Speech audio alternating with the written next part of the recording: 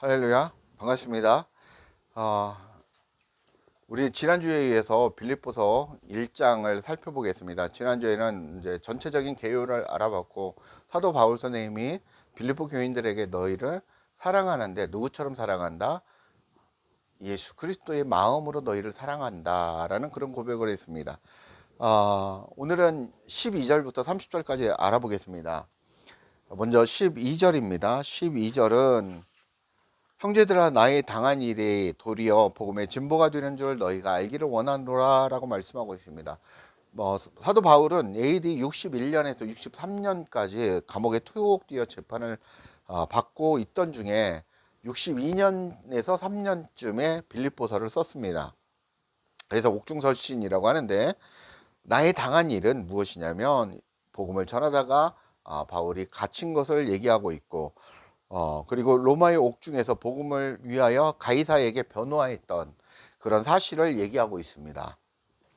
바울은 그가 로마에서 복음을 전하지 못하도록 환란이 있었지만 오히려 그 어려움이 복음을 잘 전파할 수 있는 오히려 계기가 되었다고 말하고 있는 것입니다. 진보가 된이라는 이 단어는 헬라어 프로코펜인데 비난과 박해 속에서도 계속 앞으로 나아가는 것을 의미하고 있습니다. 그래서 바울은 옥에 갇혀서 복음을 변호하게 된 것이 오히려 이방 세계에게 복음을 전할 수 있는 그런 기회가 되어서 복음의 진보가 이루어졌다라고 말씀하고 있는 것입니다. 13절입니다. 이러므로 나의 매임이 그리스도 안에서 나 온 시대 안과 기타 모든 사람에게 나타났으니, 바울이 감옥에 갇혔으나 그리스도 안에서 복음을 전했는데 시대 안에 로마 주위층과 그 밖에 모든 사람들에게 복음이 전해졌다라는 것입니다. 그래서 로마의 그 상류층과 그리고 일반 시민들한테 복음이 다 전파되게 되었다라는 그런 말씀입니다. 14절 형제 중 다수가 나의 매임을 인하여 주 안에서 신뢰함으로 겁없이 하나님의 말씀을 더욱 담대히 말하게 되었느니라 라고 말씀하고 있습니다. 사도 바울이 복음을 증거하다가 감옥에 투옥되는 것이 오히려 다른 믿는 형제들이, 로마에 있는 믿음의 형제들이 이를 보고 사도 바울 선생님들 저렇게 열심히 하고 고난을 받고 투옥되는데 우리가 무엇이라고 하나님의 복음을 전하지 않느냐 해서 전했다라는 것입니다. 그런 용기를 갖고 그런 복음을 담대히 전하게 된 계기가 되었다라고 말씀하고 있는 것입니다. 15절 어떤 이들은 투기와 분쟁으로, 어떤 이들은 착한 뜻으로 그리스도를 전파하나니, 그렇게 얘기를 하고 있는데, 어떤 이들은 투옥을 당한 바울을 보고 우리가 이득을 위해서, 우리의 개인적인 명성을 위해서, 명예를 위해서 얻을 수 있는 그런 계기가 되었다라고 하는, 그래서 그 기회를 틈타서 하나님의 복음을 증거하는 자들이 있는가 하면, 또 어떤 이들은 정말 그리스도의 사랑을 받았으니 그리스도의 사랑을 증거해야 된다라는 그런 고백으로 이 그리스도의 복음을 전파한 두 부류가 있었다라는 것입니다. 16절입니다. 이들은 내가 복음을 변명하기 위해 세우심을 받는 줄 알고 사랑으로 하나, 그러니까 착한 뜻으로 하나님의 사랑을 받은 자들이 그 사도 바울의 복음을 전파한 것처럼 그 하나님의 뜻을 그렇게 수행했던, 그렇게 받아서 행했던 사람들이 있었다라는 거죠. 그리스도의 사랑을 순전하게 전파한 사람이 있었습니다. 17절에는 저들은 반대 세력이죠. 나의 매임의 괴로움을 더하게 할 줄 생각하고 순전치 못하게 다툼으로 그리스도를 전파하느니라 라고 말씀하고 있습니다. 그리스도의 사랑을 받은 자들이 그리스도 사랑을 그대로 전해줬다면 17절은 저기는 투기와 분쟁으로 복음을 전한 자들이라는 것입니다. 바울의 매임이 오히려 자신들의 명예를 얻을 수 있는 기회가 있고 우리가 우리의 세력을 확장할 수 있는 그런 기회다라고 생각한 그런 이기적인 그런 야망을 위해서 복음을 전했다라는 것입니다. 18절입니다. 그러면 무엇이냐? 유무로 하나 참으로 하나 무슨 방도로 하든지 전파되는 것은 그리스도니 이로써 내가 기뻐하고 또한 기뻐하리다 라고 말씀하고 있습니다. 착한 뜻으로 전파하나 그리스도의 사랑으로 전파하나 개인적인 욕망으로 전파하나 그 안에서 그리스도가 전파되기를 원한다. 그게 내가 기쁘다라고 사도 바울은 고백하고 있는 것입니다. 어찌됐든 그 다음의 역할은 성령께서 하시기 때문에 그게 바로 하나님의 뜻이다라는 그런 것이죠.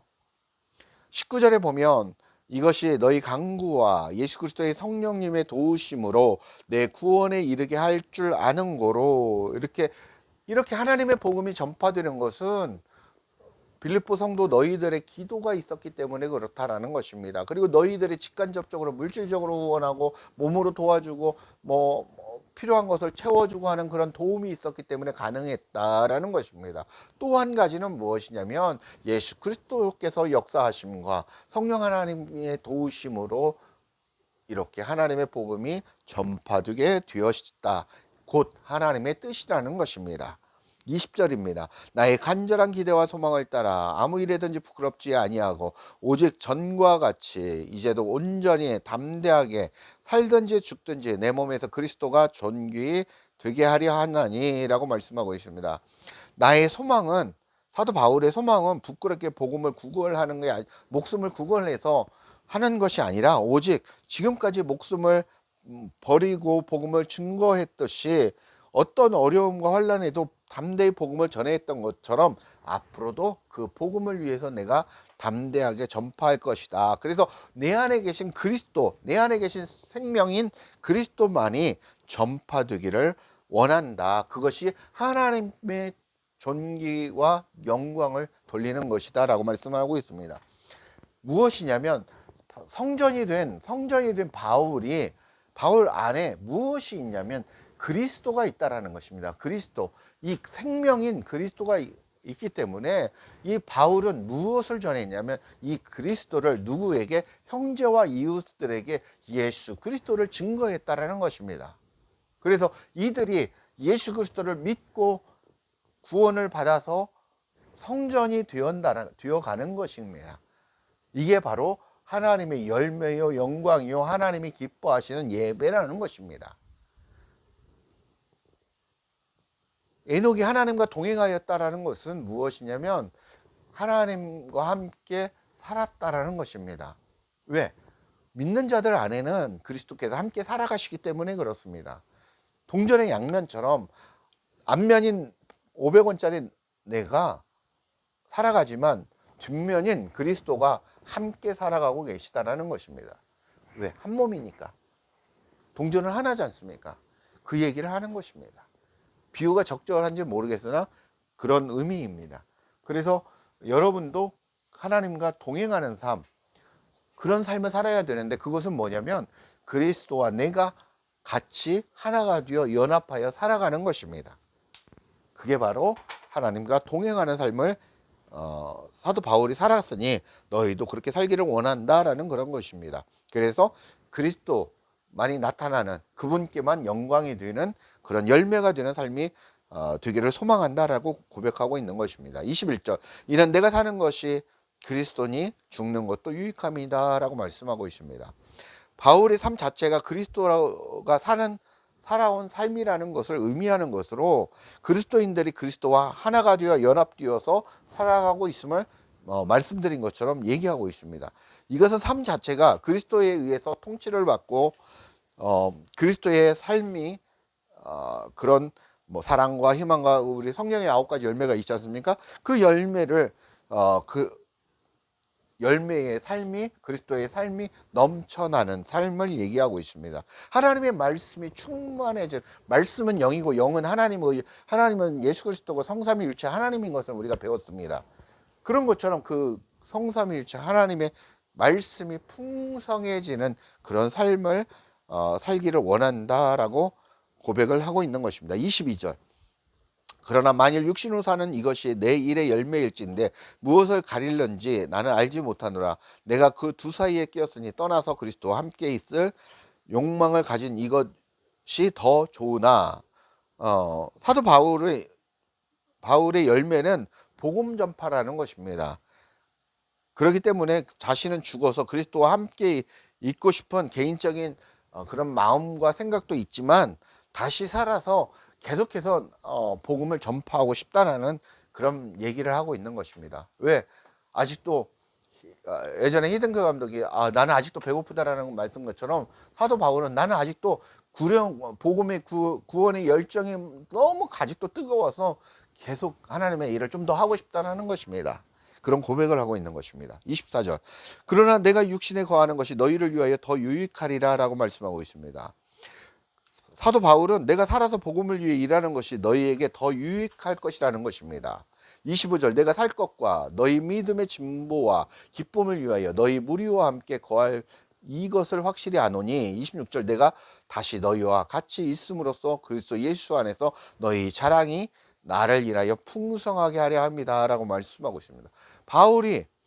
사도 바울이 죽지 않고 살 것이라는 것을 확신하고 있다는 것입니다. 왜냐하면 바울은 빌립보 교인들 뿐만 아니라 로마에 있는 많은 성도들, 그리고 많은 세계의 어떤 그 성도들의 복음 전파와 그들의 성도들의 믿음의 성장과 그 진보와 그리고 그들이 예수 그리스도를 닮아가는 모습을 볼 때, 하나님의 거룩한 성전이 되어가는 것을 볼 때 기쁘다라는 것입니다. 그렇게 도와주는 가이드 역할을, 코칭하는 선생님 역할을 하는 게 바로 나의 역할이고 바울의 역할이다라는 것입니다. 그게 필요하다라는 거죠. 그렇기 때문에 그런 얘기를 하고 있는 것입니다. 이 26절 말씀처럼 너희도 그리스도 예수 안에서 하나님의 말씀이 풍성해짐으로, 여러분 안에 말씀 그리스도가 풍성해져야 한다는 것입니다. 27절. 오직 너희는 그리스도 복음에 합당하게 생활하라. 이는 내가 너희를 가보나 떠나 있으나 너희가 일심으로써 서서 한 뜻으로 복음의 신앙을 위하여 협력하는 것과, 28절. 아무 일에든지 대적하는 자를 인하여 두려워하지 아니하는 이 일을 듣고자 함이라. 이것이 저희에게서는 멸망의 증거요 너희에게는 구원의 증거니 이는 하나님께로부터 난 것이다 라고 얘기하고 있습니다. 사도 바울은 그리스도의 복음에 합당하게 생활하라고 말하고 있습니다. 하늘의 시민권을 가진 너희는 하늘나라의 시민, 하나님 나라의 시민이라는 것입니다. 오늘 제목 오직 너희는 그리스도의 복음에 합당하게 생활하라는 것입니다. 왜? 너희는 이미 이방 나라가 아니라 하나님 나라의 시민이라는 것입니다. 여러분 안에 그리스도가 계신 생명이 있는 그런 하늘나라의 시민이기 때문에 그렇게 하늘나라 시민처럼 살아라라는 것입니다. 그 특권과 책임이 따르는 거죠. 시민에게는. 예. 그렇게 예전에 지금도 미국 시민권을 가지면 굉장히 혜택들이 많지 않습니까? 많은 사람들이 미국 시민권, 우리나라도 그랬고, 애를 낳으면 비행기 타고 가서 애를 놓고 오려고. 왜? 미국의 시민권은 없기 때문에 그렇다는 거죠. 이 당시 로마의 시민권도 마찬가지였습니다. 그런 것처럼 우리가 하늘나라의 시민권도 마찬가지라는 거죠. 더 큰 것이 하늘나라의 시민권인데 그것을 너희들이 거기에 대한 시민권을 가진 자처럼 바르게 똑바로 행동해라, 살아라, 그런 얘기를 하고 있는 것입니다. 내가 너희와 함께 있든지 떠나 있으나 복음을 위해 한마음 한뜻으로 함께 한다는 소식과 대적하는 자들을 두려워하지 말고 주의 복음을 위해 수고함이 바로 하나님의 구원의 증거라고 하반절에 나와 있는 것입니다. 29절입니다. 그리스도를 위하여 너희에게 은혜를 주신 것은 다만 그를 믿을 뿐만 아니라 또한 그를 위하여 고난도 받게 하심이라 라고 말씀하고 있습니다. 너희에게 그리스도 은혜로서 그 믿음을 주셔서 그리스도와 하나 되어 연합하여 살게 하심으로 그리스도와 함께 죽고 너희 안에서, 내 안에서 그리스도와 함께 십자가에 못 박혀 죽고 그리스도와 함께 부활했으니까 부활해서 함께 살아가고 있다는 얘기를 하고 있는 것입니다. 그래서 그렇게 되는 그런 과정에는 고난도 있고 어려움도 있고 있다라는 것이, 그렇게 하나님의 성전이 되었다면 이웃들에게, 형제에게 그 그리스도 생명을 증거해야 된다는 것입니다. 예수 믿으세요, 구원 막 예수 믿으세요, 전단지 뿌리고 하는 것도 중요한데 그 안에 생명이 있으면 불법을 행하는 자라는 것입니다. 믿음이 진짜 믿음이 없다면 종교 생활을 하는 권사님, 목사님, 장로님이라면, 집사님들이라면 그분들은 불법을 행하는 자들이고 지옥으로 달려가고 있는 것이랍니다. 형제를 지옥으로 끌고 가는 자들이라는 것입니다. 그래서 내 안에 믿음이 있는지, 순전한 그 그리스도 생명이 있는지를 살펴보셔야 한다는 것입니다. 그래서 사도 바울이 성전이 되었던 것처럼 너희들도 아름다운 하나님의 거룩한 성전이 되어야 되고, 성전이 되었다면 하나님의 형제들 이웃에게 복음을 증거하는 그런 사명자로서, 대언자로서 그렇게 살아가야 된다고 얘기하는 것입니다. 30절, 너희에게도 같은 싸움이 있으니 너희가 내 안에서 본 바요 이제도 내 안에서 듣는 바니라 라고 말씀합니다. 너희도 나와 같은 믿음의 사람이 되었으면 나와 같은 싸움을 해야 된다는 것입니다. 그렇게 해야 된다는 거죠. 그게 과정이라는 것입니다. 예수 그리스도께서 그렇게 과정을 겪었던 것처럼 사도 바울도 그렇게 과정을 겪었고, 많은 믿음의 선진들도 그렇게 과정을 겪었던 것처럼 너희도 그런 과정을 통해서 계속해서 자라나고 성장해 나간다는 것입니다. 그렇게 해서 온전한 거룩한 성전이 되어가고 하나님의 자녀로서 그렇게 살아갈 수 있다라는 것입니다. 우리의 싸움은 밖에 있는 것이 아니라 내 안에 있다라는 것입니다. 내 안에서의 싸움이라는 것입니다. 저와 여러분이 성전이 되어가는 삶, 그리고 그리스도의 말씀이 풍성해져 가는 삶, 그런 삶을 살아가야 된다는 것입니다. 그것이 우리에게 주어진 삶이라는 것입니다. 말씀을 맺겠습니다. 우리는 먼저 사도 바울 선생님이 그렇게 성전이 되어갔던 것처럼 우리 안에 그리스도 생명을 소유한 자로 하나님과 예수 그리스도와 연합하여 함께 하나 되어 살아가야 된다라는 것입니다. 그렇게 성전이 되어진 자들은 어떻게 해야 된다라는 것입니까? 형제에게, 이웃들에게 하나님의 복음의 생명을, 그리스도를 잘 증거해서 이들이 하나님의 성전이 되어지도록 우리가 잘 도와주고 가르쳐주고 코칭해 주어야 된다는 것입니다. 그것이 하나님이 기뻐하시는 열매이고 하나님이 기뻐하시는 영광이라는 것입니다. 그런 우리 성도님들이 되시기를 주 예수 그리스도의 이름으로 간절히 축복하고 축원합니다. 감사합니다.